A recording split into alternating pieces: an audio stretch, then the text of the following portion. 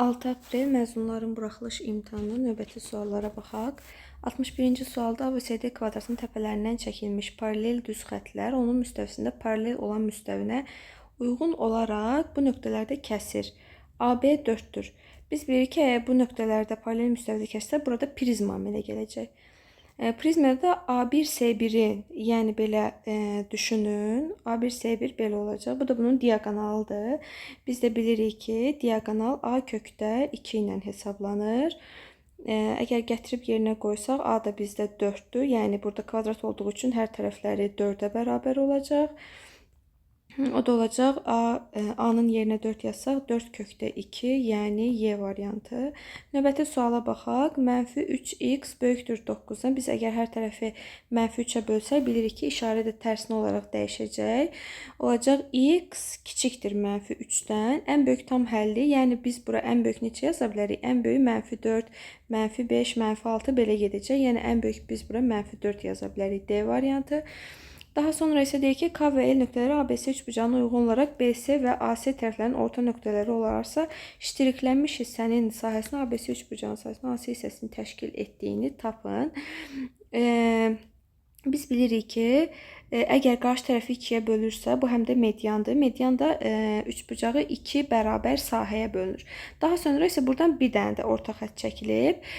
Bu da digər üçbucağı 2 bərabər hissəyə bölsə, bu S idisə, bunun yarısı olacaq 2-də 1 S. Burada olacaq 2-də 1 S. İndi isə bizdən deyir ki, ştriklənmiş hissənin sahəsi. Ştriklənmiş hissənin sahəsi oldu 2-də 1 S. Ümumi sahə isə ABC-nin ümumi sahəsi isə oldu 2S. Yəni bura S, burada S götürmüşdük 2S. Əgər S-lər getsə 2-də 1 bölünsün. İkinci kəsir tərsinə çevrilisi olur 2-də 1, yəni 4-də 1 hissəsi olmuş olur A variantı.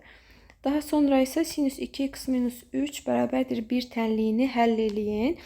Biz ilk öncə bilməliyik ki, sinüs 1-i nə zaman alır? Sinüs 1-i 90 dərəcədə alır. 90 da pi-lərlə ifadə eləsək, 1 bölü 2 kimi yazacaq. Yəni 2x minus 3 bərabərdir pi bölünsün 2 üstə gəlsin 2 pi k-ya. 2 biz mənfi 3-ü sağ tərəfə keçirsək 2x pi bölünsün 2 üstə gəlsin 2 pi K üstünə gəl 3-ü. X-i tapmaq istədiyimiz üçün, tənliyi həll elədiyimiz üçün hər tərəfi 2-yə böləcəyik. Hər tərəfi 2-yə bölsək, x bərabərdir. Pi bölünsün 4, üstünə gəlinsin pi k, üstünə gəlsin 1,5, yəni 2-də 3. Doğru cavabımız olacaq C variantı. Daha sonra isə 65-ci suala baxaq. Elementlərinin sayı bərabər olan A və B çoxluqları üçün kəsişmə 6-dır.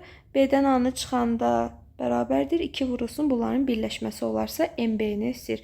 Venn diaqramından həll eləmək daha ən asan üsullardan biridir. Ümumi ortaqları Venn diaqramının orta hissəsinə yazsaq 6. Eyni olduğu üçün, sayları bərabər olduğu üçün burada N yazıram, burada N yazıram.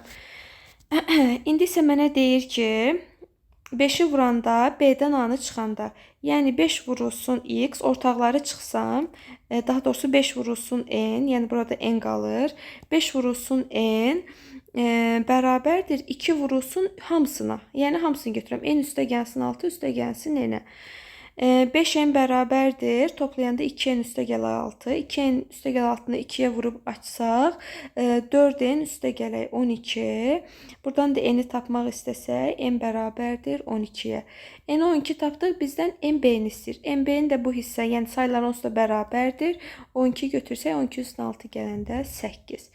66-da 66 sadədir, çox sadə sualdır. Vuruqları ayırma üsulu ilə 9-u mən 3-ün kvadratı kimi yazsam, müxtəsər vurmaya görə A çıx 3, A üstə gələk 3 olar. Aşağıdan da 3-ü mötərizə xaricinə çıxarsaq, A üstə gəlsin 3 qalar. A üstə gəl 3-lər getsə, A minus 3 bölünsün 3 qalar. Yəni doğru